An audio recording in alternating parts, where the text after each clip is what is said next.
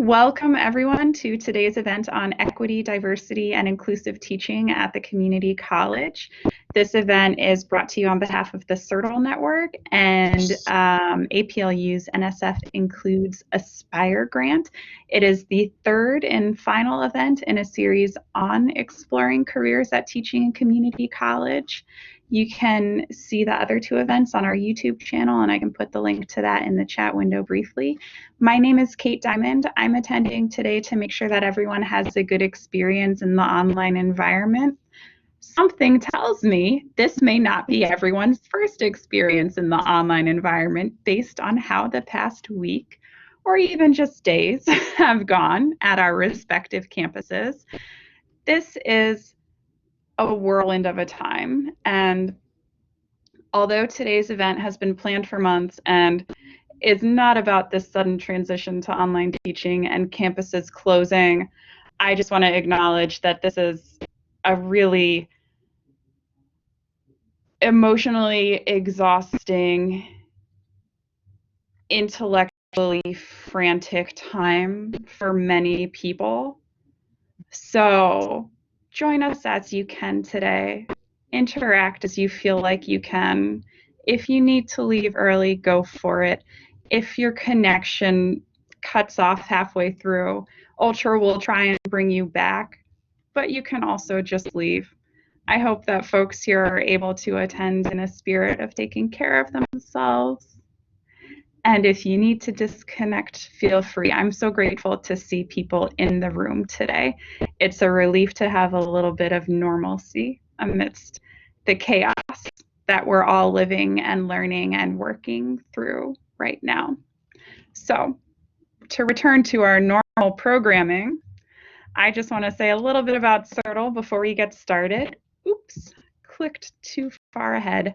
CERTL is the Center for the Integration of Research, Teaching, and Learning. We are a network of 37 universities in the US and Canada working to make the sciences more diverse by changing how they're taught.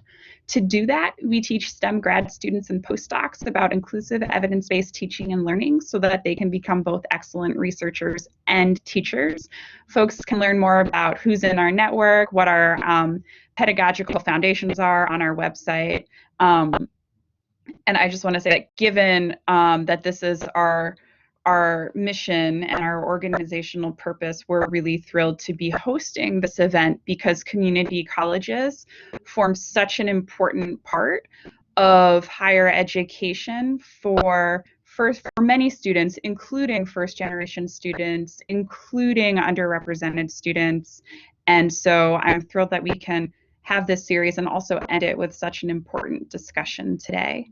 With that, I will turn things over to Katie Dixie from UCLA, who is representing the NSF Aspire organizers who have been running this event series. Thank you so much, Kate. Welcome, everybody. And I really want to echo Kate's sentiment of thank you so much for coming. We know this has been a really, really difficult time, and we hope that you're well and taking care of yourselves and navigating this that are happening okay. We really appreciate you making it out here. This is a discussion we hope you'll find very useful and fulfilling. I think it's a really important topic to talk about, so I'm glad you were able to join us today. So before we really jump into it, I have a couple quick poll questions. The first question here is, did you attend either of our first two webinars in this series, Introduction to Teaching at Community, Getting Hired at Community College? Or maybe both, or maybe neither. Maybe you're joining us for the first time. I'll give you a minute to jump in here. All right. Great. So it seems like we have a lot of people who either went to both or neither. So welcome to you joining us the first time. And for those of you who are coming back, welcome back. We're so glad that you could join us again. We're really happy to see you here. I have a second question about, are you actually planning on applying to a job at a community college? Maybe yes, no, not sure, you don't think so, or maybe other.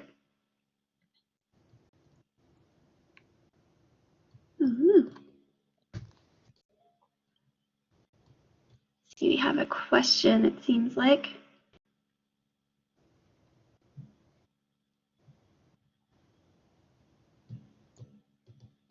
Kate, are the microphones enabled for this one or just in the chat? They are. And we have someone asking if we can advance the slide. We can do that. So Yeah, folks sorry. can feel free when they raise their hand and we call on you, go ahead and turn your microphone on. It's a little microphone icon at the bottom of your screen by the polling tool as well. And you can also type directly into the chat window if your microphone is not working. Knowing that a lot of people are joining from their homes and other locations, feel free to just communicate in the chat window. If you have a weak connection, sometimes it can be harder to turn microphones on. Sorry, Kate, I can't advance the slide while the poll is going. I don't know if you're able to do that on your end. Thank you.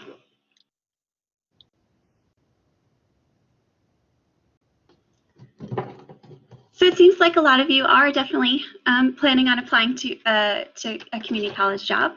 Maybe some of you already have a job and aren't looking to apply right now, but are here because you're curious. That's great. We're glad you joined us no matter why you're here. And I believe I have a third question. Have you had any kind of training on inclusive teaching practices in a college classroom? Not necessarily community college, but any kind of training on inclusive teaching? Looks like a lot of you are saying yes. As part of the CERTL network, I certainly hope that's the case. That's one of the main purposes of CERTL, right? That's one of their main learning outcomes and pillars. Oh God, Kate, I can't remember the term for that. Core ideas. That's the one. That's the one. Thank you. And you know, I just checked our room settings and microphone capability may actually be disabled for this room because we tend to draw larger audiences for these events. So if your microphone isn't working, it's not you, it's us. Feel free to communicate in the chat window today. Thank you. All right, so here's kind of the results. So we have some people who are saying no, maybe this is kind of one of your first introductions, and so hopefully you learned some things today. And for those of you who have had some training, maybe you'll learn some things as well. So I'm glad that you're able to join us. So let's get this slide. So I want to introduce myself. As Kate kind of mentioned a little earlier, my name is Katie Dixie. I'm here representing the NSF Includes Aspire Alliance, which I'll talk a little bit more in a few slides. I am the California Regional Collaborative Program Coordinator. The California Regional Collaborative is run out of UCLA, or University of California, Los Angeles. And then, of course, we have Kate, who is our wonderful tech support person in representing the CERTL Central Network. So a little bit about this series. For those of you who are coming back, you've maybe heard this spiel a little, but for those of you who are new, the idea behind this series is we have compiled 3 different panels of faculty, both current and former, that teach at community college. And together they talked about some of the different joys and parts of teaching at a community college and why it might be a career that you're interested in, and if it is, then how you might be able to get involved and things you might consider when you are applying or thinking about this career.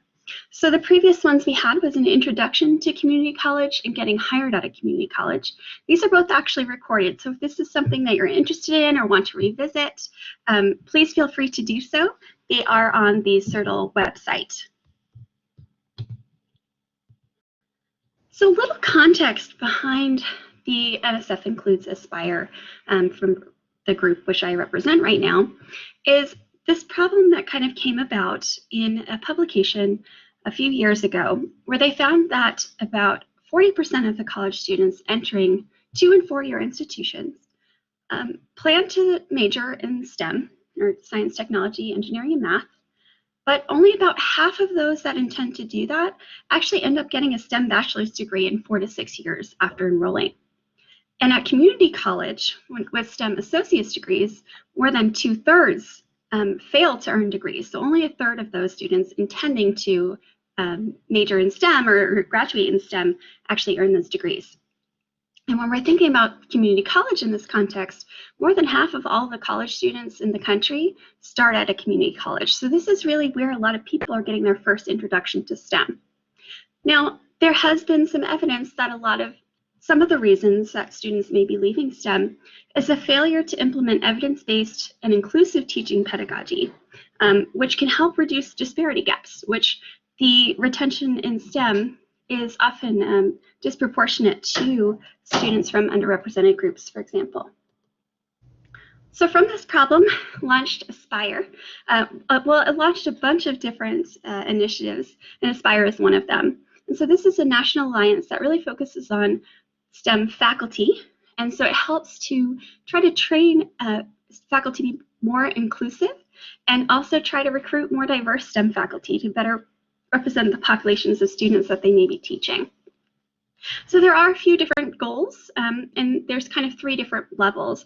There's this national level that's looking for national change, there's institutional levels, and then there's regional levels, which are located in different areas across the states. All have slightly different goals. Now I'm representing the regional collaboratives, so the regional level of Aspire, and there are 3 of them, one in California, one in Iowa, and Texas, although we are starting to grow.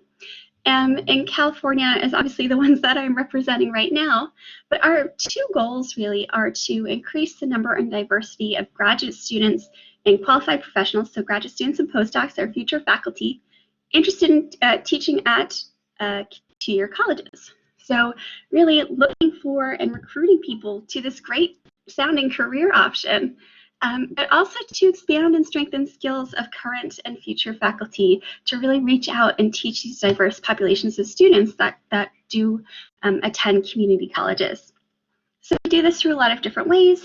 We have some internships and practicum experiences, workshops like these, and informational meetings about this as a career option and how you might navigate this market. So just a quick recap, maybe some of you have seen a very similar graphic of this, talking about the difference between equality and equity. So today we'll talk a bit about equity and inclusivity in relationship to diversity. And so here's kind of a very simplified image of what maybe is the difference between equality and equity.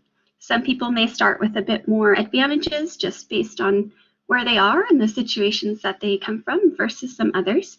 So if we give everybody the same thing, there may be some that are still disadvantaged.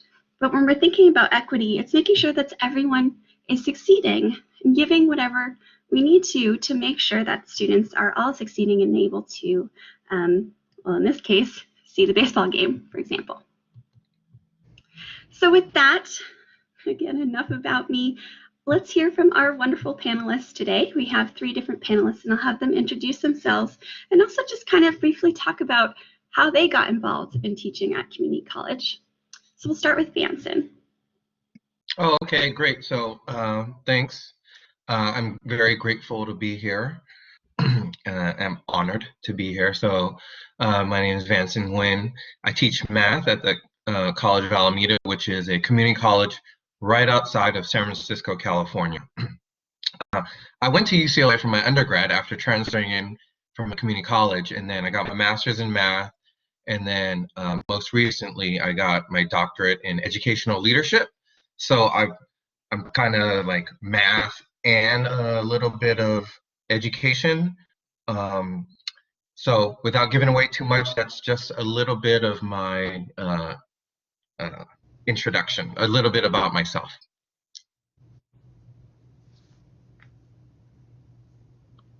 Okay, thank you so much. How about Tanya? So my name is Tanya Grace Velasquez. I actually teach at a university. It's the University of Washington, Tacoma. We're an urban serving institution. My experience and history with community colleges, though, really starts with my personal narrative as an older, low-income, first-gen student of color, a woman of color, I spent a lot of time in community colleges. I won't tell you how many I attended before I eventually made it to university.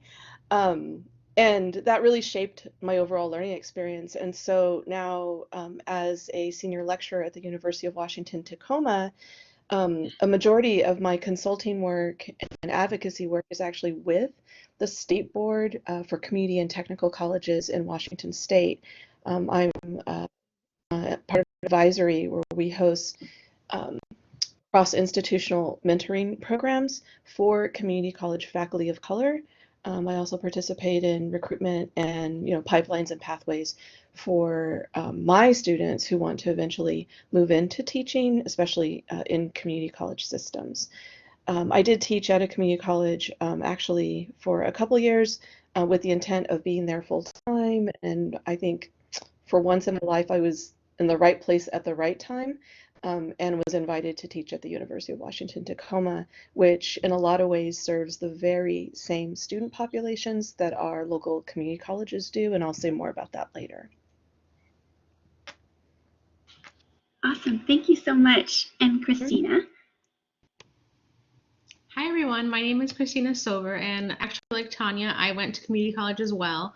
It took me 4 years to transfer to Cal State Long Beach, and once I was there for my undergraduate degree, I stayed on for my master's degree because I loved mathematics so much. And then when I graduated, they asked me, "Oh, do you want a job?" And I was like, "Yes, I do. This is wonderful." But along with that, I always knew I wanted to get back to community college at some point. And so while I was in graduate school, I stepped into the community college world as like a teacher through a mentorship program called TIES, where you are partnered with a faculty member in your department that the department has deemed as a quality supportive educator. So you got that experience of working with somebody who knew what they were doing and how to go through community college classes. Great, welcome. I didn't know you were wonderful. So again, I want to thank all of our panelists so much for making out here. I'm sure you all are very busy, especially if universities and colleges are transferring to online teaching, as many of ours are. So thank you for taking the time to be here. So a little bit about how this is going to go. We've kind of split our questions into 3 different main categories, talking about diverse learners and the diversity that exists in different classrooms, equitable and inclusive teaching, and how maybe you can learn a bit more about how to use equitable inclusive teaching practices. So at the end of each section, there will be a little bit of time for questions from participants. So as questions come up, please type them in the chat. I'll be paying attention and writing down some, as well as some of us will be trying to answer them as time goes. So with that, let's get into our first question.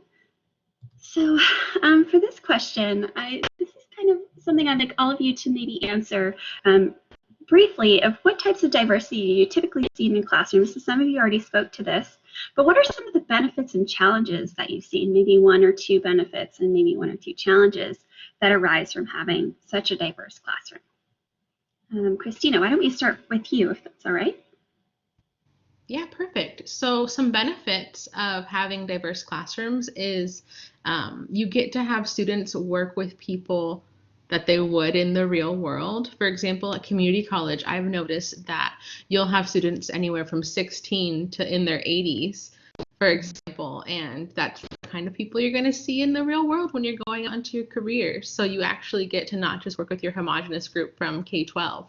And maybe some difficulties would be the socioeconomic differences that everybody has. And as a teacher, you really want to make sure that you're doing your best to support all of your students. And so not just saying, well, we have to do online homework because that's what our department says, but seeing how you can be an advocate for even just your students that semester is both a blessing and a curse in a lot of ways. Thank you. How about Tanya? So I guess I want to preface the general conversation and my answer with the idea that when we talk about our students and our learning communities, that we're not really speaking of about them or for them from a place of deficit but asset. And that takes practice to sort of adjust our language and our approach. Nonetheless, when we talk about then having diverse learners, both the promise and the challenge, I agree with Christine in terms of, you know, it's great exposure for students to be around folks that many of them have different kinds of folks that they maybe have not been around prior to their college experience. And so that's great.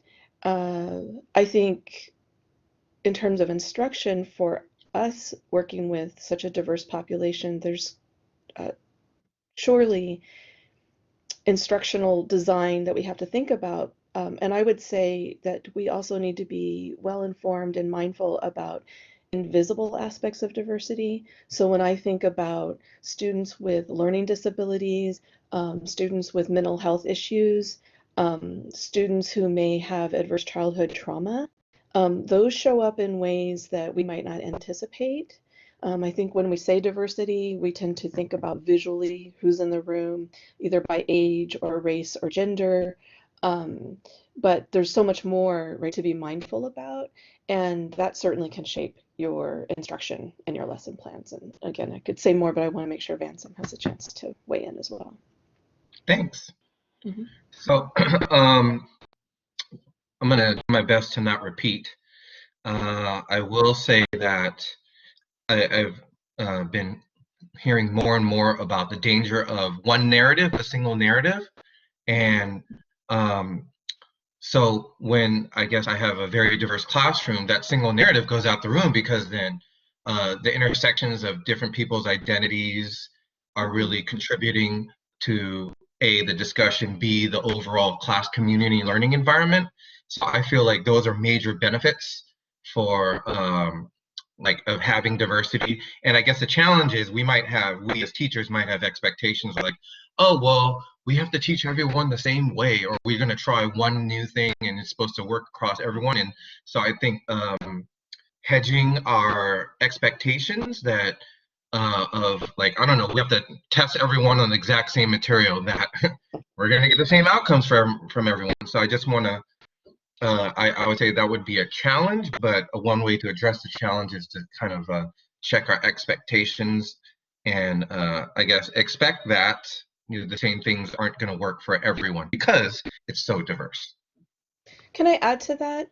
I want to say too that so again, we can maybe visually or in our imaginations think about what it means to have a multicultural, multi-ethnic, multiracial classroom, socioeconomic diversity and whatnot. But we do have to reflect as instructors, is our instruction multicultural? Right? Is our instruction varied, or have we been trained, and are we operating from a monocultural approach? Right? Even regardless of our own sort of intersecting identities, I think it's important for us to examine like our own learning experiences. Right? I grew up. I mean, it took. I wasn't probably to my second year of college where I even had a faculty of color. So, and that made a difference, right? So those are, so, again, to kind of expand on the question, when we think about our diverse classrooms, we have to think about that diversity in relationship to who we are and our own positionality as faculty. Thank you all so much. I think you brought up so many wonderful points that it's much more complicated than the way a lot of people think about diversity. And so Tanya, when we first came into the meeting, you're talking a little bit about some of the challenges you're right now with the switch to online teaching. So what are some of the challenges that your students face maybe day to day that might affect how they do in the classroom, and how might this influence how you teach to them? So this is for me one of the biggest takeaways, is that it's so important for not just faculty to know themselves, but to know who our students are. And I don't mean just necessarily individually case by case personality, that's important too, to have that student engagement and relationship, but to appreciate and really begin to think about student group identity. So at the University of Washington, Tacoma, over 60% of our students are first generation college students. Around that same percentage receive financial aid in some form. And that says a whole lot, right? There's enough research about first-gen students and students that come from low-income or working-class communities in terms of, um, what they bring and maybe ways in which there have been more barriers, and this is true in community college as well, right? Or in terms of their own learning experiences. So I'm hyper aware of the ways in which they may not have the same access to social and cultural capital when it comes to navigating the campus. I'm also aware that, I mean, I take a poll every quarter. Almost every one of my students work in some capacity, most often full-time, while they're taking a 15 credit load every quarter. Many of them are raising families or helping out with younger siblings. They don't have reliable transportation. I can just go on and on and on. And so, beyond the student themselves, I'm really thinking about how their social group identities place them in these institutions of higher ed, that really, in many ways, it's less about the student being prepared or unprepared for learning. It's about the institution being inflexible and unprepared to accommodate and receive students with so many demands in their lives as they're trying to get their education. So the beauty of some of the challenges that our students experience is, again, going back to assets, they come from collective communities, right? They understand, and they're natural leaders often in their own communities. The students we receive are the ones who made it to college, right? And they're role models in their own communities. And yet they step into our spaces, and frankly, in my case anyway, a historically predominantly white institution, a historically culturally white institution, and really have to overcome quite a lot, in my mind, psychologically as well as socially, to feel like they belong in those spaces. So those are some of the challenges I think our students face. Academically, I don't find students to be any different than other students. In fact, they're more motivated. They're less entitled. They have a lot at stake. They're quite aspirational. They need extra support just in terms of accessing resources on campus and how to use them. I can go on and on. I think others will probably want to weigh in, but I mean, and then two, being mindful of stereotype threat, imposter syndrome, and over-efforting, right? These are some of those individual dynamics that our students experience. So. Wow, thank you. It sounds like you just have so many amazing students, that there's so many that they come from, and in so many difficulties that they come over and just excel in these positions. So I'm so glad that you mentioned all of that. So I definitely agree. But so earlier you talked about different diversities, and one of them was age differences, as well as maybe preparation before college, where they're coming from. So Christina and Vanson, you both teach math, which is typically one of those kind of gateway courses that people think about for STEM. And it's typically a difficult subject for many people. What have you noticed about the range of experience among your students, and how might you accommodate for the different levels of preparation? Maybe Christina, if you want to start us off. Yeah, sure. So in math, you so often, like when you ask students, how are they feeling? What is your previous experience with math? They say, oh, I'm just not a math person. I've never been good at it. Or I can't do math. It's not my thing. And so my immediate response is to tell them that they just have not had a teacher support them for their specific learning style yet. And in our classroom, it's a safe, supportive environment where we're all working together to learn and feel better about math in general, because there's so much power in being able to use logic to work through problems, not just math problems, but like everyday problems as well. And in order to accommodate my different levels of preparation, I take a moment to not only survey my students the first week, asking them what resources they have, but I'll ask them questions that will be almost on the final exam type of questions, to see what their prior knowledge is, how to approach these problems. And from that, I post supplementary materials online. For example, I teach future teachers, and they just do not understand fractions. So I post different fraction practice materials online for them And I'll even email it out to every student. And then individually, if I notice there's somebody who really should be working on it, like, hey, work on this, send me what you got, and we can talk about it together. And when we're in class in groups, I make sure that I have students who understand that particular topic, working with people who don't understand it so much. Or if I have a large group of like 3 who really need my detailed support at that moment, I'll make sure they're grouped together so I can give them that immediate support so that they know that I am here for them and that their classmates are there for them as well.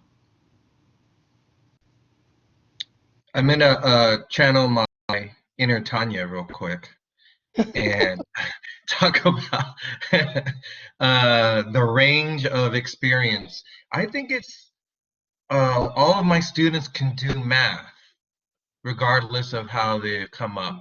Usually a student who's like, oh, I suck at math or I hate math, it's from a negative experience, whether it's from a teacher or a family member, like, why don't you know this? I already told you already. And so they'll attach the experience to math as opposed to the person. And without going too much in depth, it's so socially acceptable to suck at math. And so, well, I just suck at math and it wasn't a bad experience. So that's the first thing. And so I want to make sure that everyone that I work with sees their students as capable of learning math. And because of that, to me, everything runs a lot smoother. So I mean, if you're teaching chemistry or biology, if you see all your students capable of learning the content, to me, everything runs a lot smoother. So that's one. Number two, for the second question, the term preparation, I think is a very dangerous word. I mean, I'm not, Katie, there's no knock on you. I love working with Katie. I just want to, the term of preparation is just tricky in that some of my students, they might be from a lower income area and another group of students might be from a suburban area. So to me, I don't think they've had different preparations. I think they've had different access to resources.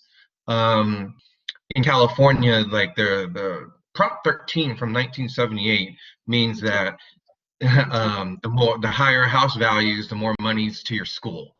So that's a systemic thing. That's a structural thing. That's not the fault of our students. The students weren't like, yeah, I can't wait to be born into a low income area where the schools get funded less. No, none of that. So yeah, I want to first talk about access to resources. And so for my students who have had less access to resources, they come with a different level of knowledge, and That's right. they understand the struggle a little bit better, and as a result, they're a little more resilient. So good. I need you to help others about resilience. And so my students who come from places where there's more access, they might have more content knowledge. They might be more confident with the material. And so I need you to help the people who are less confident be more confident. And they might get frustrated more easily. It's like, I don't get it. I don't get it right now. I need to know. I need to know. Whereas my students who have come from more of a struggle, they can help the other students like, oh no, I've been through this. You're gonna be fine. It's cool. You're just tripping right now. I'm gonna use whatever word you're gonna use, right? So to me, it's really important to get them working together, and that I guess points back to the diversity. Just trying to get this not just one perspective on education, but getting more people's perspectives on education. I will also say that doing my master's program, everything was just individual. And me as a student, I only had one class on how to teach. And so everything else for me on how to teach was, what do I see? And I saw a lecture, and I saw a lot of individual work, and I had to seek out my own help within the class. So with that said, I needed to learn about how to get students to work together in the classroom. And that took some time, and I'll say I'm forever going to be learning that, and so that there's nothing wrong with that. I don't want people to give up or say, this doesn't work quickly. So thank you. Let me add to that just quickly, and thank you both. I think we're all saying the same thing in terms of really drawing out the strengths of our students who we may see as quote unquote the least prepared, right? That instead of them being empty vessels, right? That they have strengths, that they have habits and behaviors that they can bring to the classroom in terms of modeling success, and that the learning needs to be co-constructed, right? So that the students who have had more access, maybe do have more content knowledge, can move through more quickly. They really shouldn't be framed as the quote unquote the more gifted or the dominant learners in the room, because that can result in opportunity hoarding. So we have to reduce that competition and help our students who actually, again, have more content knowledge behave in humble ways so they can actually learn from the other students. That way the learning is mutual in terms of, right, their relationships with each other.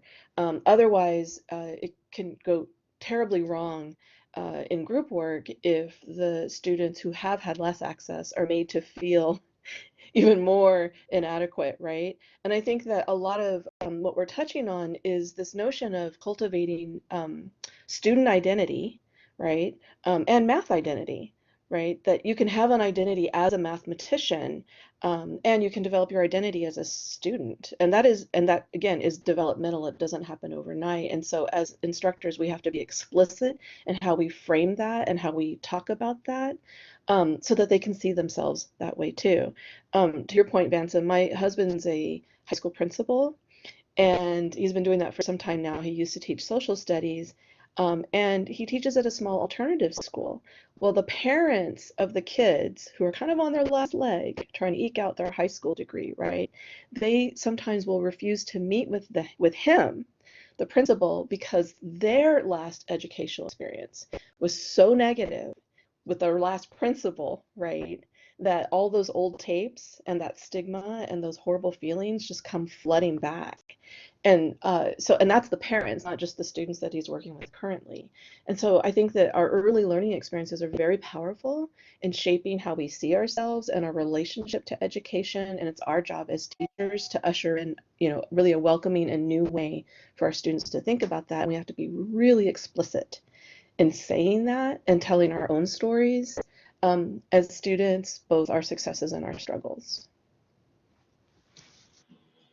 Wow, thank you all so much. This is such powerful and wonderful advice. And I think it aspect of mindset and acting as teachers to model and help foster how you learn and help create learners that are growth mindset based and things like that. It's just, wow, that's wonderful. Thank you so much.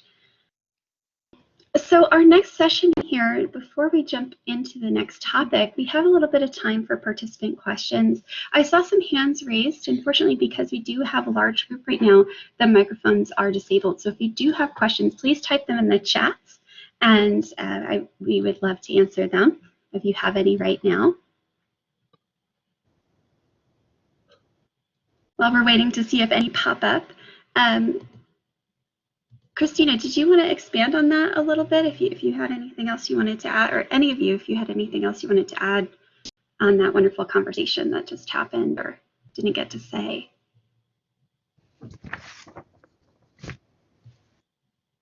Can I add one more thing? Please do. I think some of the expectations of teaching at a university, whether we're a current university's graduate student or just other things related, what'll happen is a professor says do something and everyone's like, oh yeah, great, let me do it, and then they do it really well. Whereas at the community college, if we say like do something, we might not get the same response. Mm-hmm. And it's more of how can I extract the knowledge, or maybe not extract the right word, but the students have it in them. And how are we going to get them to believe that they have it within them? And then how are we going to get them to show that they have it, show themselves and show the classroom that they have it? Because they'll come in saying, oh, well, you're the teacher, you know everything, you're the expert. And that's kind of like, what they've been taught. That's right. Whereas and this is, I'm going to quote Paulo Freire, which he probably didn't come up with it first, but he gets a credit because he's a male. Good teachers are going to extract out or pull out the knowledge from the students who already come in with it. So that's the only thing I want to say. This is, I'll comment on that. This is so tricky because students, this generation in particular, Gen Z or iGen, research is showing that they're not risk takers, and they're very pragmatic. And I don't overgeneralize, but right, just also, and quite, externally motivated, right, instead of intrinsically motivated. And so a part of our work as educators, whether it's math or another subject, is moving students to really find their passion for the subject, right? The goal is to get lost in something other than yourself and want to do the work because they do see themselves as emerging student scholars. And so, so again, that thing of drawing that out means that you create lesson plans that encourage risk taking, that might be low risk in terms of points or grades, right? But encourage risk-taking behavior, making mistakes. I see someone, Christina, yeah, exactly. And setting a classroom tone that that's okay as you're growing your knowledge and developing your knowledge. Conversely, though, there are times when it's important to be super explicit with your intended outcomes so that students feel like they can hit the target. So I heard Christina say this earlier about fractions, and even in my classes in social science, I tell students what's going to be on the final probably by week 3. So they know where we're going, right? Where am I driving this crazy bus, right? And so I'll let them know, here's one of the big questions you can expect on your final, write that down, let's talk about it. So being really explicit where I'd like to see them go, and they start to make their way, right? And take notes and start thinking about these broad conceptual questions in class. So I'm gonna stop there, but I just I appreciate what you were saying, Vanson. Thank you. Thank you. So we did have one question in the chat, and I'm seeing Christina and Vanson answering a little.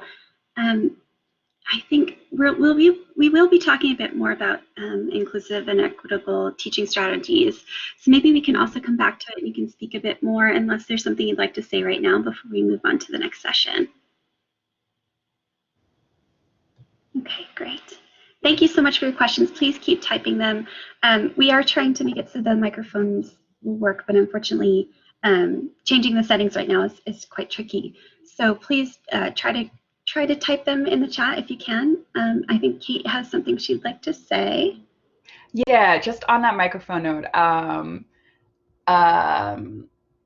Lawrence made a good point in the chat window that tone delivery is important in these conversations. I have changed the microphone settings for the room. Those settings don't apply for folks who are already in the room. If you want to leave real quickly and come back in, then your microphone, you should have access to the microphone functionality within Ultra. So I apologize for interrupting the flow of things with that announcement, but given the topic and given that we have a lot of folks eager to contribute, I want to open that up as an option for people.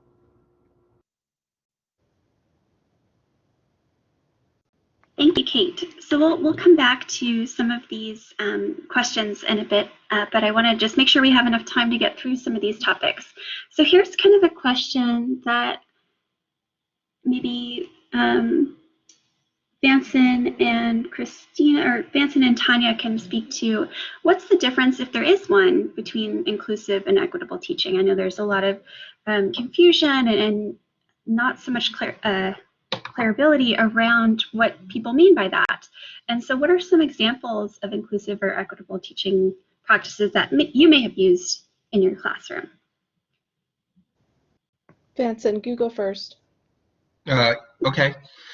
So I think first, before I can even begin to address this question, is to create my own definitions of inclusive and equitable teaching, and that to me that learning is ongoing, and that those definitions are evolving, and that it's not like, oh, well, I know what it is and I'm done learning about it and now I can apply it in the class. No. So I think that's my first like contextual point about inclusive and equitable teaching. So that's like my starting point. So with that said, I have my definitions of inclusive and equitable teaching. It's I want to make sure that everyone's heard. I want to make sure that everyone's is seen or feels seen. I want to make sure that the power dynamics between myself and the students are as much as possible like lowered, but I'm always going to have the power because I can assign grades, right? And that's something important for me to acknowledge.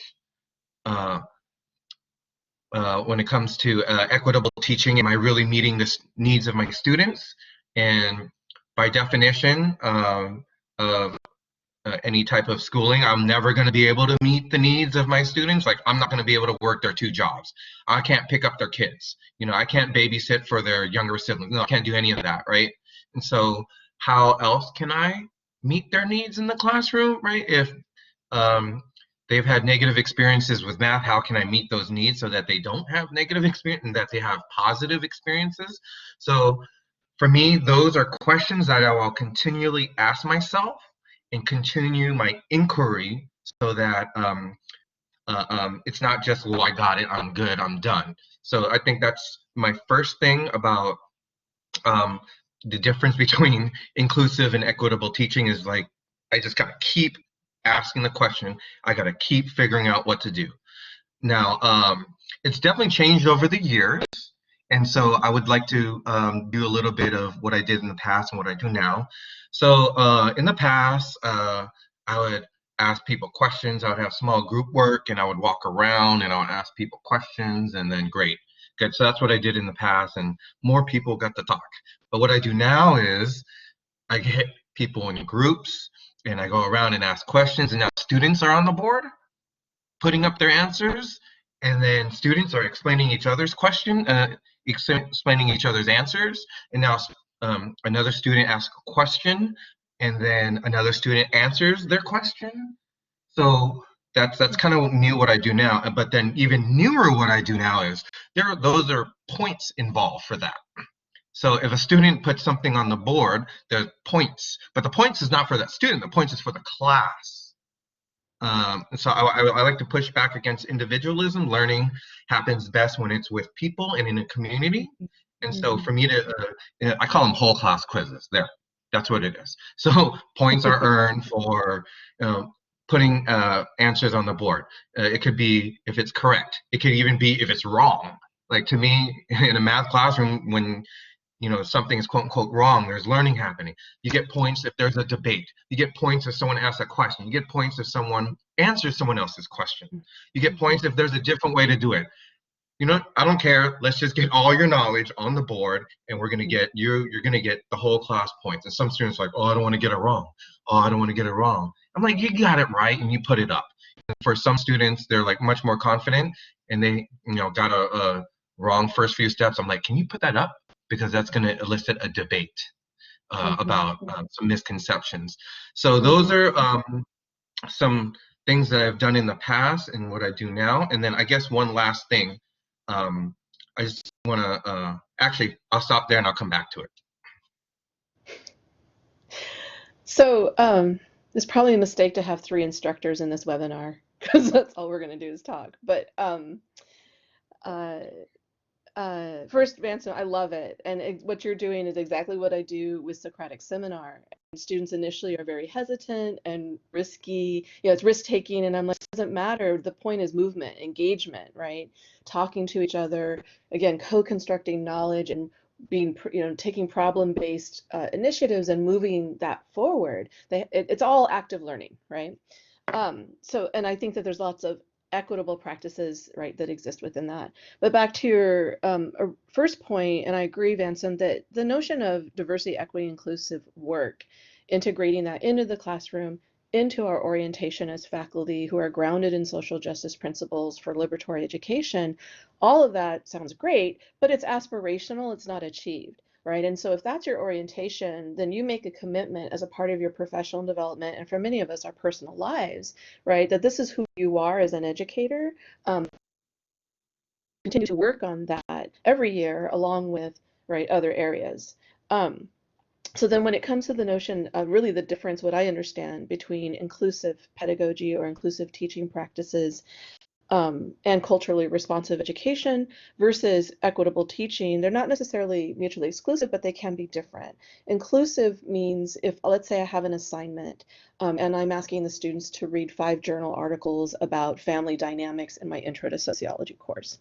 It's really important that those 5 journal articles reflect different kinds of families, that they're written by different scholars who reflect, difference across race, class, and gender. I might have an author who's gay and writes about his gay marriage and his family, in addition to maybe what we think of as a more conventional family unit. I may even mix up the kinds of readings that students have access to, so not just peer-reviewed journal articles, but op-eds, a vlog. They may watch something like that, right? And really begin to, Vanthem's point, really hear multiple stories told in multiple ways. Right? That would be a way to be inclusive. Or if I have a class where I'm lecturing on research and it's clear there's limitations to the research, I may say, now mind you, this was done in 1950, by 2 male scholars. Who's not included in this picture? Like, what are the limitations to this research? And just being explicit about the ways in which something might not be inclusive, right? To raise the consciousness of my students about that as well. The equitable piece would be, I saw someone in the chat room post this earlier, in terms of thinking about what we call multiple modalities. So if I offer an assignment, I try to give students at least 2 options for how to complete the assignment. That might address those who are more visual learners versus those who are working on written or comfortable with written. I allow makeup work, so I tell students, if you didn't earn your full points on the homework, I'm going to tell you what's missing and you have a chance to make that up again, right? So I try to reduce some of those high-risk performance type assignments. The other thing is, and this really depends on policy within your department as faculty, but I give grace period, right? So I may have a soft due date, but I always give at least a 2-day grace period. I explain to the students that if they're experiencing a barrier and can't get an assignment in, at the ideal time, if they communicate with me, we can work on that together. I do encourage office hours, right? I encourage them to come sit with me and talk to me in person so I can see what's going on for them. And students know this, in my class, I would rather see really great work when they've had time to do it versus, pardon my French, sort of the half-ass assignments that come in because they're pressed for time and trying to meet the deadline, but actually not engaged in the work. So our assessment, the way we manage our time, again, multiple modalities for homework and even finals. Like I allow students to do oral presentations and written exam. They achieve the same outcomes. And so, I'm pretty flexible and creative with that. Not every faculty can be. It really depends on your department and standards that are established in the department. But any leeway you have, I would encourage you to take it in terms of thinking about how to accommodate our students and their very full lives. 9 times out of 10, that works. Every once in a while, you'll have a student who may take advantage and maybe, that 5th grandparent died this quarter and you're like, where should I send flowers? Because I'm not sure if I believe you at this point. But that's so rare. I mean, for the most part, our students, they're quite respectful. They're not going to exploit the circumstance. They usually often make the most of it and end up doing quite well. Can I veggie back off of that? Yeah. Thank you. So I know many colleges right now are transitioning into some form of distance education teaching or instruction. For STEM classes, we are going to need to get real creative. And flexible. Oh yes, and flexible. Thank you very much. And so to me, I love the creativity. Now that might be less common within math faculty because math is so rigid. However, this is an opportune time for us STEM faculty to consider different types of performance assessments, whether it's a written paper or an oral presentation. So to me, rather than just a written test and I'm going to grade it and give it back to you. So I will also add a caveat to that sometimes the power dynamics within your department may or may not allow for that. But there definitely can be some ways, especially with current educational context. I say that because I'm department chair, department co-chair, and so I'm just like, all right, well, I'm going to do it, and I don't get challenged from the faculty. I don't get challenged from faculty in the district either. But I remember that before I was department chair, I was like, no, we can't do that. I was getting a lot of that, so I just also need to put that out as a very real context for people that are going to try this. Yeah, it's true. You have to think about your status. If you're junior faculty without tenure or without a permanent contract, obviously you want to be mindful. I also would argue for creative maladjustment and resistance in any space possible. So as faculty, we do have status, power, and privilege, and we can be quite creative in terms of how we move our students and teach our students. And I'll quote Daffy Duck, right? Don't question my methods, question my outcomes. And if my students are doing well, however way we got them there, it worked, right? And over time, again, when you build your reputation as an educator in your own learning spaces amongst your colleagues, the proof is in the pudding, and they begin to see that you have relationships with students, that they're performing, that they're excelling, they want to continue on their academic pathways. So the effort matters, I guess. I think that it really pays off. Wow, thank you so much. These are such great advice and ideas and such great points. And Vanson, I'm glad you jumped in about the online teaching. So that was going to be a question or a point that I wanted to say of flexibility now more than ever is going to be very important. People don't always have access to internet or access to computers.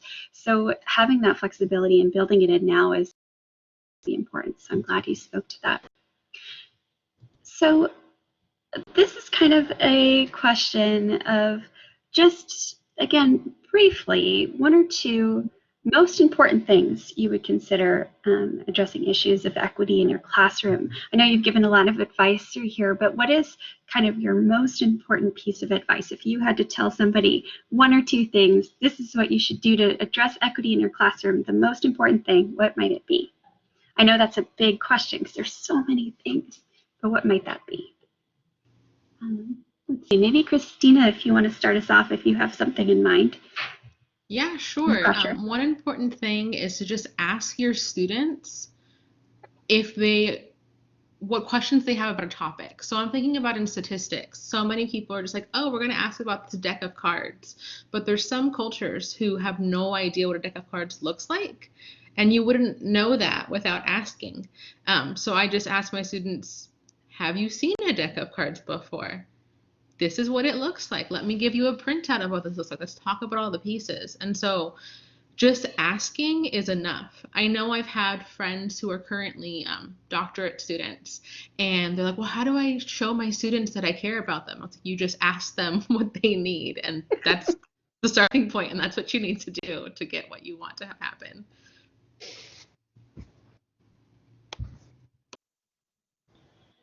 Great. Tanya or Vanson, you want to chime in? Or Vanson, go ahead. Okay, so I guess here, let me just do two things in an example. So first, I would recommend that you find a definition of equity that is what a morphing and evolving definition of equity. I've heard people say, oh, with guided pathways, I have in Georgia, they eliminated the achievement gap. But, for the Black students in Georgia, they're still going to face voter suppression, right? So the achievement gap academically was eliminated, but then what about outside of that, right? So to me, that definition of equity of closing the achievement gap in that context was only part of the definition. So that's the first thing that that is an ongoing inquiry. The second thing is back to what Tanya said, and seeing our students as glass half full, as opposed to glass half empty. What's that show? It's the Undercover Boss. There you go, where the multi-billion-dollar boss works on the ground level, and they're like, "Oh my God, I see what people are doing on the ground level, and they're getting paid minimum wages." But then they go back to their house, their multi-million-dollar house. I think that was one of someone's questions: is how do I connect with people across cultural and social and economic differences? You just start hanging out with them. But to me, more importantly, don't see them as deficits and not you, poor thing.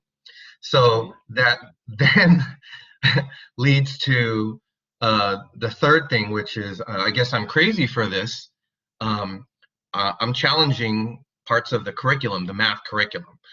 No, I'm not going to challenge it where the UCs and the CSUs are going to say we're not accepting your class anymore.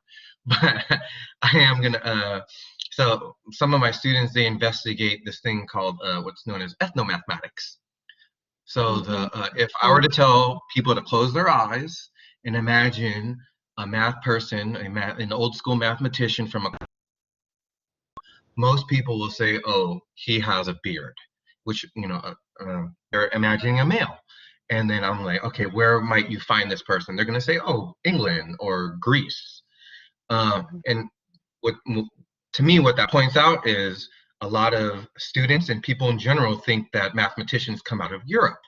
So there's an equation, a squared plus b squared equals c squared, which is known as the Pythagorean theorem. And he's Greek, but there ain't no pyramids in Greece. There's pyramids in Central and South America. There's pyramids in Africa. And in fact, Pythagoras studied in Africa. So he gets all the credit for it, but it's in the bloodlines of our Black and brown students to be engineers. They're not told that. We're not told that. And so for me, that's another way. I'm not changing the curriculum. This is an additional thing where my students investigate so they can see themselves in the mathematics. Yes. Tapping into some Jaime Escalante, this is part of the research I did in my educational doctorate program. So these are just things that it's equity in the classroom, but it's also changing the perspective of my students so that they believe that they can do it. Okay, I'm going to respond to Vanson and Christina, and then I'll share a little bit. So important and so powerful. Again, a reimagining, right, of the world of mathematicians as belonging to everybody and all different kinds of people having contributed, women, people of color, etc. And so, right, again, we're talking about a multicultural curriculum, not a monocultural one. I don't teach math, so I'm playing in somebody else's sandbox today, but one thing we do in Intro to Sociology is I have students do a Google search, and then we just type in the word mathematician image. And you get, again, the white lab coat, the wire rimmed glasses, an older European male with a beard, right? And it takes a bit, and then maybe you'll see an Asian mathematician, and that lends itself to a whole other stereotype about model minority, and then we have to talk about that, right? It takes a bit before you get to see a woman, and certainly a woman of color, right? Or someone from another background. So super important. I love that. I guess if it were, and again, I appreciate Christina's point about, if you really want to know, just ask students. They will tell you, right? And if you take, it's really worth carving out a little bit of your time at the beginning of the class to have a confidential questionnaire, to do some metacognitive work with your students around their learning styles and preferences. When was your last positive learning experience, right? Just kind of bring all of that to the forefront, kind of as a warm-up.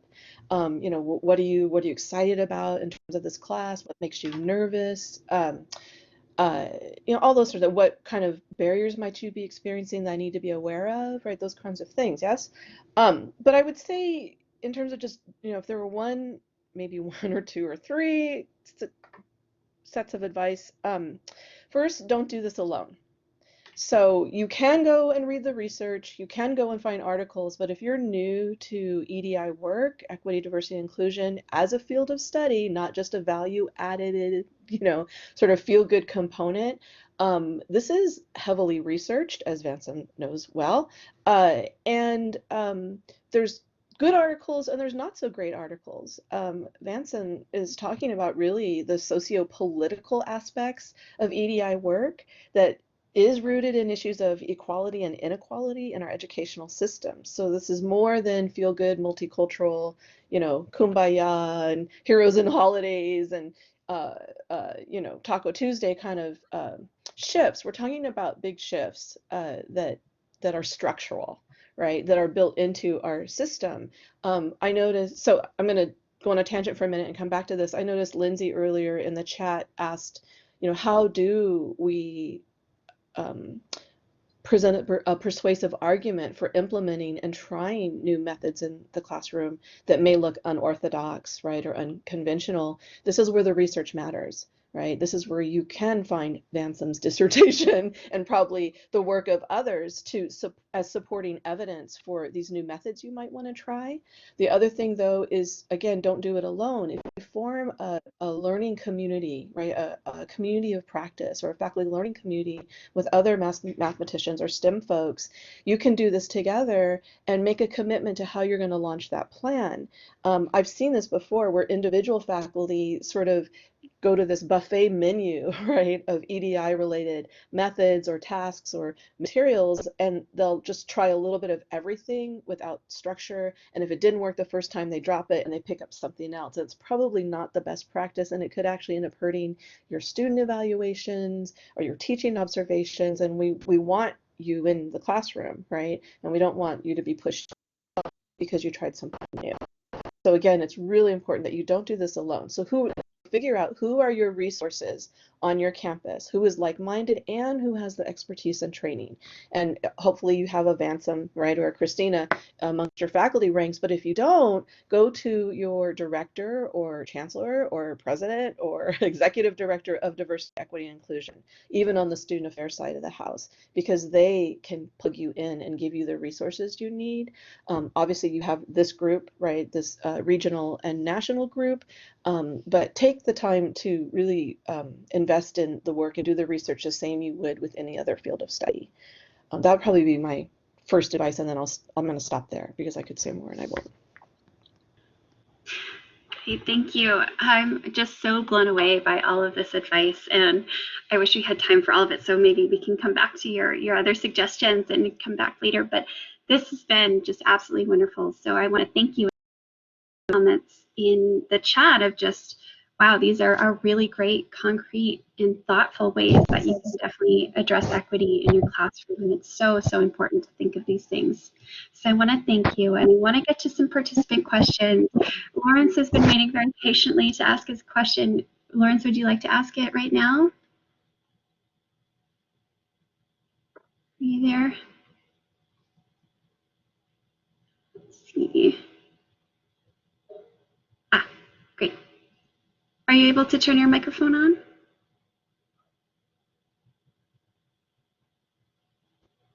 Don't think we can hear you.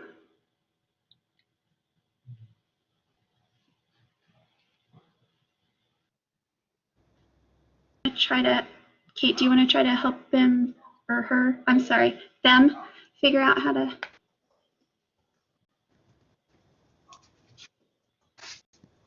Okay, well, in the meantime, I want to come back to some of the other questions of, I want to thank people for putting these resources in the, I think they're quite useful. Something that came up, and you talked about a little, was experience at R1s and leveraging that, because it is quite different teaching at an R1 versus a community college. How might you adjust your teaching there or show that you understand that teaching is different at those two, maybe in a job interview, for example, is something that came up. I can. Yeah, great.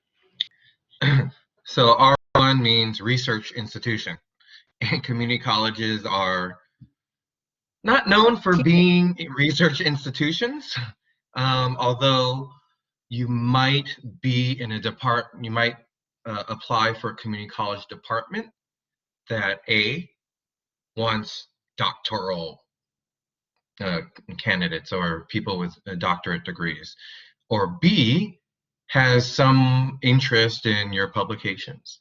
I would say A is much more likely, um, but also in terms of likelihood, I can't speak to the percentages. I do know that there are some departments where they're so proud that they have PhDs in their department. So those are they're out there. They're just not as frequent, but they're definitely out there. So when it comes to a search committee, um, I guess some initial thoughts is if you're going to apply for a community college position, it's about what you understand about the community college student and what you understand about the community college experience. And if you have none of that, good. Do your research. Go to campus. Walk around. Talk to people. Talk to faculty. Talk to students. I will say that it might take a few tries for you to understand that process. I might also point you back to CRTL's Katie, what's the Center for Integration, Teaching, Research, and Learning? There you go, that one. Their webinar back, yes, thank you, last month as well. So I would also point you back to that as well. Thank you. So I think we're still trying to figure out mic issues. Lawrence, when you do have it figured out, just raise your hand and let us know. So in the interest of time, I just want to move on to our next session, and then hopefully we can come back to some of these questions and some of these points. So the first question here, now we're getting into professional learning and the idea of training, and so that's something that we kind of just talked about. So for maybe Christina, your experience in TIES, for example, which is I know an internship and mentoring experience, what kind of previous experience helped prepare you to work with a diverse student population? What was your experience with that, and how did that affect how you approached your teaching at a community college? Yeah, so I have the privilege of living near Long Beach, which is one of the most diverse cities in the US, which is great. So I get to see so many different people. And I went to a high school where there was no one major group of people. So I had that as my experience too. But what I have listed here, because I did answer these questions ahead of time, was my previous experience of just growing up knowing that I'm going to have to adapt constantly in this world. Everything is changing. And I had the funny experience of using dial-up internet until 2010, because that's all we could afford growing up. But I didn't have a personal computer until I was like 23, which was just so bizarre. And I'm only 29 now, so it hasn't been that long. So just noting that you're going to have students not only who look different and who are different ages, but they have different access. And just remembering my own experience, like, oh, I had to use a word processor for my first 2 years of college because I did not have a computer and could not be at school late enough to use their computers.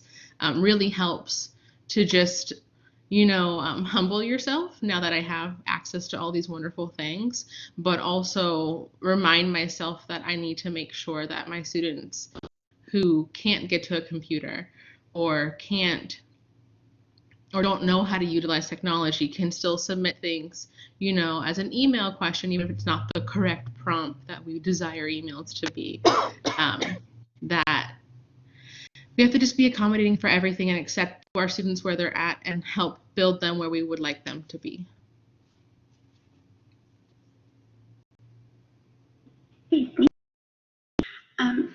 Tanya or Vanson, do you want to speak on this a little bit? I know, Vanson, you said you came from UCLA, which is definitely an R1 institution. What kind of preparation did you get there? I got none. At least in terms of the classroom, like I didn't have any classes on that. For my master's program in San Francisco State, I had one class on that. And even then, it was about how to teach content and not necessarily how to work with a diverse student population. So I will say that my experiences growing up were refugee family. We're undocumented for a period of time, but because my dad fought for the United States side, and over here it's known as the Vietnam War, but over there it's known as the American War because that's the only war that was over there. We had, I guess, direct pathway to, immigration and citizenship. Okay, good. So there's that, and grew up low income in San Francisco, urban. So I realized that not everyone is going to have that experience. And then I guess I want to give my response to those who haven't had that experience on how to prepare yourself to work with a diverse student population. So number one is to be curious and to wonder and inquire. And that's like the approach to it, and not have preconceived, fine. If you have preconceived things, challenge them with curiosity. That's where I would start with. And then there's going to be people on campus where the students flock to them. But they don't flock to them because they're the easy teacher. They flock to them because somehow, some way, their classroom is magical. And for you to go and interview them, and not just one time, but many times, take them out for coffee, take them out for lunch, take them out for happy hour, take them out for multiple happy hours, take them out. So whatever, those are, to me, the best people to learn from, that even though they might not be in your discipline or your, I guess, realm of disciplines, like, English humanities might be over here, and then STEM is over here. That's how we're taught. We're taught to think that they're separate, but they're all interrelated. Anyways, no matter what, you find them, ask them, process, and see how to make that, how to apply some of this stuff to your class. So that's what I would say. Just because teaching in math, I've been taught that tests, and if you don't know it, that's wrong, you're wrong. And I had to learn from other teachers, especially teachers from other disciplines, that, okay, that's very exclusionary, and it's demotivating and it's harmful. And so I've learned otherwise, and now I'm sharing that with other math teachers. So that's it. Great. So I would say, just quickly, intellectual curiosity, right, but match it with cultural humility. So learning about the ways in which your students bring diverse experiences, think carefully about how you learn that information, like how you approach students, and your colleagues. And to Vance's point, yes, find the faculty who seem to model a lot of that cultural humility. I hesitate to use the word competence because there's no checklist. And again, I want to remind people it's aspirational and not achieved.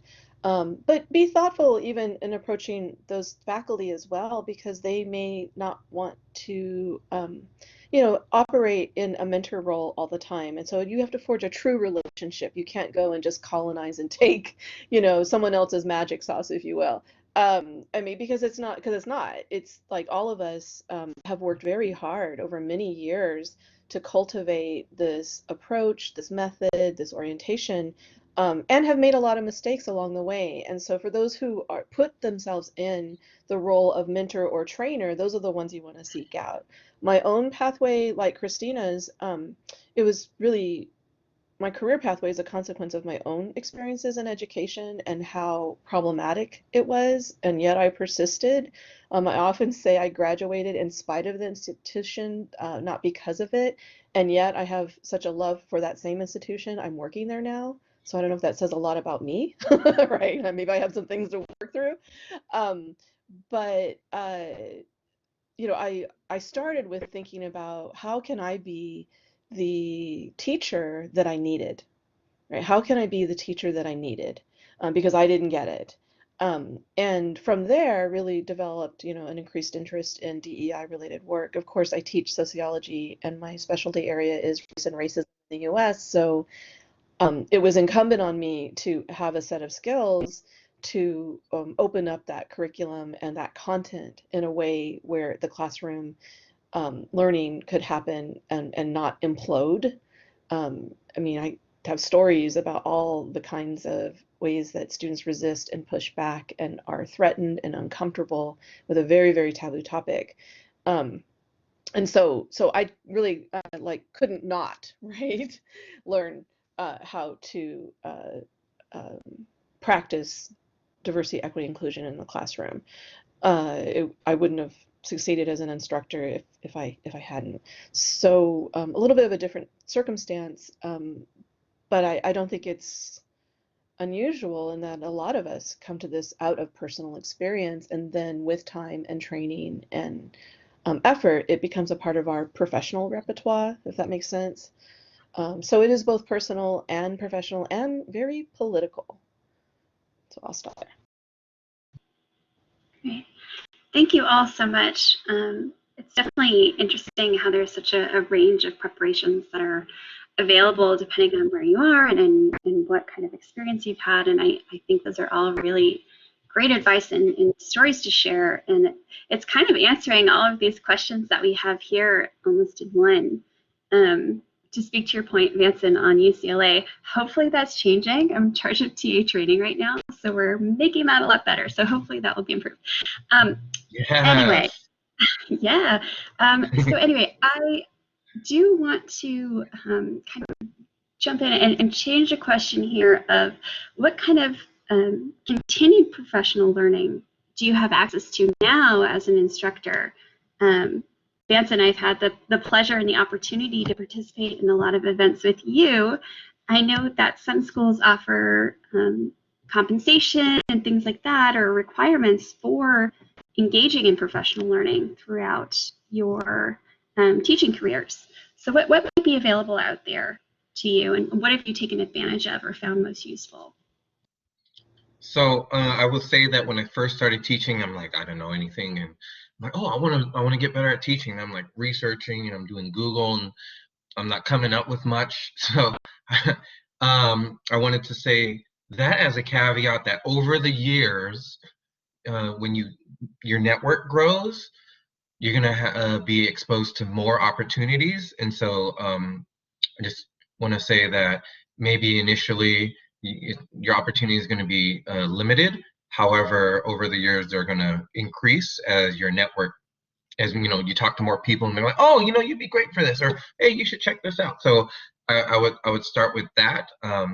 Now there are some existing structures. In California, there's this an organization called the California Community College Success Network, or 3CSN. And that's exactly what Kate is referring to, that we've been able to work together on that. And they are the professional development arm of the state community college chancellor's office. And they'll offer professional learning and events all across the state. Now, currently, they're offering them online, and that's gonna be what it's like for the indefinite future. So there's that. I think another thing that I've done is I've done like I'll poke around on Eventbrite, which is really trippy. And I'm like, oh, events in my area. Now, granted, probably the events in my area are gonna not be limited now than they were, let's just say 6 months ago. And I'll just do some searches, and it'll be like, oh, there's a free talk here, and oh, there's a talk at a coffee shop. Oh, there's a film screening. So to me, Eventbrite is a decent place to find some professional learning opportunities that are outside the campus. Now, every campus is required to have something for their faculty and staff for training. So there's gonna be some stuff on campus. Sometimes it's like not to your liking, and you have to find other stuff outside. So as I find that Facebook also has like people create events on Facebook, and oh, your friend is going to this and your friend is going to that, and so sometimes your friends aren't going to the ones that you want to go, namely around equity and diversity. So if you do find an event on Facebook, what you can usually do is you can like find the people who threw it, and it'll show up as show other things that are like it recommended. Or if it's at a certain venue, then it'll show other things at that venue. And so you can just go down a rabbit hole of topics locally and venues locally, like what are they offering? And I don't know, they might not have anything for 6 months from now, but you check in 3 months and they have something for 6 months from now, if that makes sense.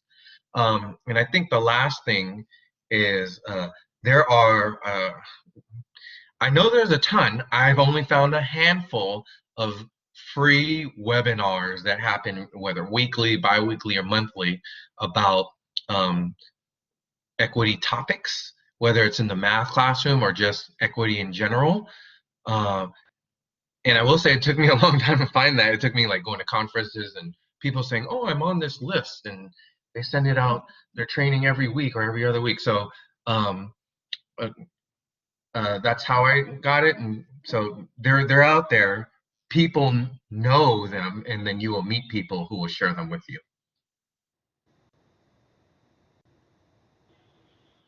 Great. So much. I'm just looking at the time now. Wow, time has gone by really fast. So I'm thinking maybe we have room for one more question from the audience. If someone could type in the chat real quick, maybe Lawrence.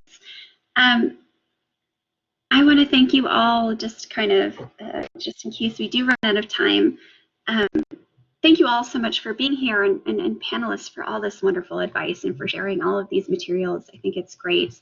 I have also heard of some online classes specific to diversity and equity. Some of them have just started. I think they may be asynchronous, so you may be able to join. So I'll put some of those in the chat, the links to those. Let's see. So in the meantime, Christina and Tanya, you're both at universities now. Do they offer any kind of incentive or training, or do you have to go out and get that yourself? Christina, go ahead. So there is definitely training, and it's always, I say this jokingly, fun to be the only person from my department at the trainings. And the only person who is there who is not tenured and has to be there to, or on being tenured to make those things happen. But the campus is really great about posting different like allies or equity and inclusion trainings from the it has a faculty resource center. I think that's what they call it now. But there's a whole center on our campus that's devoted to different trainings. It's typically ran by our ethnic studies department, because those are the people who often do the most for students, in my experience on our campus. And so it's out there. There's no funding for at least me, and I know it looks really great on your resume. And I think it's more important to think because you want to know it and not just do it because you think it's going to look good. I was talking to Nate earlier. He was asking about how to get into community colleges from R1 schools. And my suggestion was do a job that will pay your bills and then work part-time at a community college and get involved at one school versus going to a lot of different community colleges and hoping that one of them will take you on, because you're going to overwhelm yourself, and it's better to just do a little at once versus everything at the same time. Yeah, so same, UW system, all kinds of training. I'm leading professional development training at my own institution now. We're building out a whole framework. I think for your participants, the thing to pay attention to is, I mean, there's really specific training for STEM faculty in relationship to DEI work. and STEM, right, course content and all the rest, but it may behoove some of the participants, if you're really new to understanding the vocabulary and this approach, you might want to start with some of the general training, right, that may not be specific to your field of study or your discipline. It's okay to do that just to get yourself better informed and comfortable with the approach and, frankly, the politics, the sociopolitics that inform DEI work. Um, but I would also caution, in 2020, many of our institutions make the mistake of the one-off workshop, and you'll find over the years that will always be at Diversity 101, and it can be incredibly frustrating. So depending on where you are in your own thinking and approach to this work, you do want to try to find training that matches your level of knowledge and experience and commitment appropriately. And as faculty and as future leaders, you can also influence that structurally in terms of asking for and insisting on scaffolded learning and things that move you to more of an intermediate to advanced understanding. You departments can go to your leadership and say, our whole math division would love to bring in a trainer, right, to give us some practical skill sets. We're on board, we want to embrace DEI, but we need the top 10 best vetted practices in the classroom that we can incorporate department, right? So if you're not finding the training you want, ask for it, right? Demand it so that your institution can respond in kind. And again, don't be afraid of student affairs folks, because they want to see this happen too, not just your ethnic studies faculty, but those in student affairs. So that, I would say that. And of course, y'all know, I mean, again, just on your own independently, there's so much amazing research that is both, again, practical. Like I'm looking at an article right now by Kimberly Tanner, 21 teaching strategies to promote student engagement and cultivate equity in the classroom, right? You can have 21 tips at your skills at your fingertips right now if you want. But I would argue before that, it really is cultivating the commitment and the interest in really the social aspects of doing DEI work first. So my last thing would say, for anyone who is just like, I am just beginning to understand this, what does this really look like, what does it mean? There's a great book written by Robin DiAngelo and Sensoy called Is Everyone Really Equal? It's for future teachers, and it's a very simple but challenging, rich read that's thick in the sense that the ideas are thick. You can get through it quickly. It's a perfect primer for any faculty, any future teacher who wants to embrace DEI work. It will give you the language to enhance your interview skills when you go to the community college, to really try to be the good match, right, for really the mission of community colleges, which is a social justice mission, which is about creating more access. And a book like that would be a great place to start. Wonderful. Thank you. Resources. If you have the links for that, Tanya, that would be awesome if you could paste them in the chat for us. We are over time a little bit. I don't know what kind of flexibility people have, but I do want to just make sure that we say a huge thank you to our panelists, a huge thank you to our participants. It's been a really difficult time and everybody is really, really busy right now. So we really appreciate you taking the time out of this. And I think it's just been some of the best advice I've heard about equity and inclusivity in the classroom. So I really want to thank you all for sharing these really thoughtful, wonderful experiences. So I do want to say there will be a survey sent out that we would love, love, love for you to please fill out so we can make this even better next time. See what kind of questions you have and what you found most useful. I put up our contact information. Please feel free to contact us, at least contact me. I think the panel are okay with being contacted, but please say so. But please feel free to contact us. We'll try to share resources with you. And again, I want to thank you. So I don't know if anyone has some closing remarks they want to say. I just wanted to make sure I jumped in and said all of that.